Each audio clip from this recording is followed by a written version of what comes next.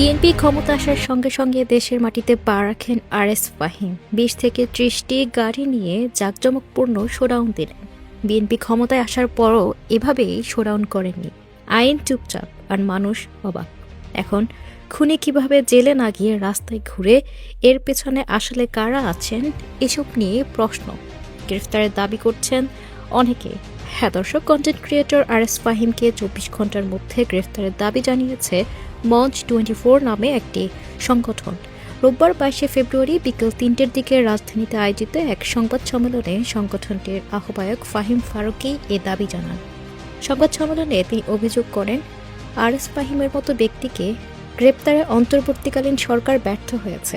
তার দাবি, সরকারের অভ্যন্তরে কিছু কুশীলব থাকার কারণেই তাকে গ্রেফতার করা হয়নি। ফাহিম ফারুকী আরও অভিযোগ করে বলেন, আরএস ফাহিম চৌধুরী আওয়ামী লীগকে পৃষ্ঠপোষকতা দিয়ে ছাত্র জনতার উপর আঘাত হানার সঙ্গে যুক্ত ছিলেন। তিনি বলেন, তিনি ছাত্রলীগ ও যুবলীগকে পৃষ্ঠপোষকতা করেছেন। এছাড়া আওয়ামী লীগ নেতাদের জন্য নারী সরবরাহের অভিযোগ তোলেন তিনি। সংবাদ সম্মেলনে মঞ্চ 24-এর পক্ষ থেকে হুঁশিয়ারি দিয়ে বলা হয়, আওয়ামী লীগ পুনরায় রাজনৈতিকভাবে সক্রিয় হওয়ার চেষ্টা করলে তা কঠোরভাবে প্রতিহত করা হবে। এ প্রসঙ্গে কন্টেন্ট ক্রিয়েটর তাহসিন বলেন, ভেবেছিলাম এ বিষয়ে কিছু বলবো না, কিন্তু না বললে নিজের কাছে নিজে দায়ী থেকে যাব, তাই বলছি।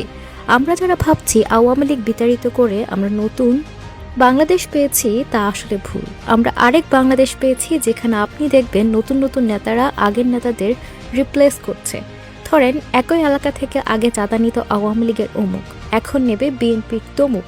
এটাই হচ্ছে, এবং এটাই তো হওয়ার কথা, আমরা সবাই জানি, তাই না? কিন্তু তার চেয়ে ভয়ঙ্কর কি জানেন? কিছু মানুষ আছে যারা আওয়ামী লীগের টাইমেও সুবিধা নিয়েছে আর বিএনপির টাইমেও সুবিধা নেবে। এরা হচ্ছেন সাপের মতো খোলস বদলানো। তেমনই একজন হলেন R S Fahim, the chapri king. R S Fahim just দেশে আসলো ঠিক নির্বাচনের পরপরই, সব সেটিং করে। সে থাকার কথা জেলে, কিন্তু দেখলাম ঠিক আওয়ামী লীগের আমলের মতো 10 থেকে 12টা গাড়ি নিয়ে শো ডাউন করে, গাড়ি থেকে 4 ফুট শরীর বের করে 2 হাত উপরে দিয়ে বাদশা মেয়ে বাদশা গান দিয়ে ঢাকা দাপিয়ে বেড়াচ্ছে। ভাই, তুই কিসের বাদশা? কোন দেশের বাদশা? আমি বলছি, ও হচ্ছে এ জীবনেও না বদলানো বাংলাদেশের বাদশা।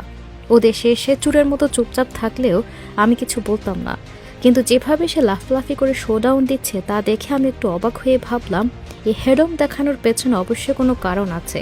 পরে জানলাম ফাহিমের মামা বিএনপি থেকে এমপি হয়েছে। জি, ঠিক শুনেছেন, ফাহিমের মামার নাম এটিএম মিজানুর রহমান। তিনি কুমিল্লার বড় রেস্টুরেন্ট মিয়ামির মালিক। আপনারা যারা কুমিল্লার উপর দিয়ে নোয়াখালী, চট্টগ্রাম কিংবা অন্য জায়গা যান, তারা সবাই চিনবেন এই রেস্টুরেন্টটা। ওনার ব্যাকআপে আজ ফাহিম নিজেকে বাদশা হিসেবে ফিল করছে। ফাহিমকে আমি কিছু বলতে চাইনি, ভাবলাম ওর নিজের একটা বাচ্চা আছে। কিন্তু আজকে একটা পোস্ট দেখলাম যেখানে জুলাইতে শহীদ হওয়া কয়েকটা বাচ্চার ছবি দেওয়া, তা দেখে আর নিজেকে আটকাতে পারলাম না, তাই এই পোস্ট দিচ্ছি। ফাহিমের এই ভয়েসটা এখনও কানে বাজে। রাজীব ভাই থিরুম থিরুম গুলি মারছে, আর এটাই বলে তার হাসিটা। এ ফাহিমরাই সাপের মতো খোলস বদলিয়ে বারবার আপনাদের সামনে আসবে, আর আপনারাও ওকে মাথায় তুলে নাচবেন। এটাই বাংলাদেশ। কালকে ছিল ওর রাজীব ভাই, এখন শুনলাম ওর ববি হাজ্জাজ ভাইয়ের সাথেও ভালো কানেকশন। আর কুমিল্লার বাকি এনসিপি লিডারদের সাথে তো আগেই ওর হাত আছে। সবারই লাগবে ওকে, কারণ আপাতত বাংলাদেশে চাপড়ি কিং ও একা, যাকে একটা কল দিলে 100 থেকে 200 মোটরসাইকেল, 50টা গাড়ি নিয়ে থিরুম থিরুম করে রাস্তায় নির্বাচনী প্রচারণা আর শোডাউন করবে, ঠিক আগে যেমন ভূমিদস্যু বসুন্ধরা মালিক এবং খুনি রাজীবের করেছে। কাল হবে বিএনপির অনেক নেতার। Welcome to Bangladesh 2.0। সোশ্যাল মিডিয়ায় ফাহিমের এই শোডাউন দেখে অনেকে মন্তব্য করছেন, তাকে জুলাই যোদ্ধার খুনিও বলছেন অনেকে।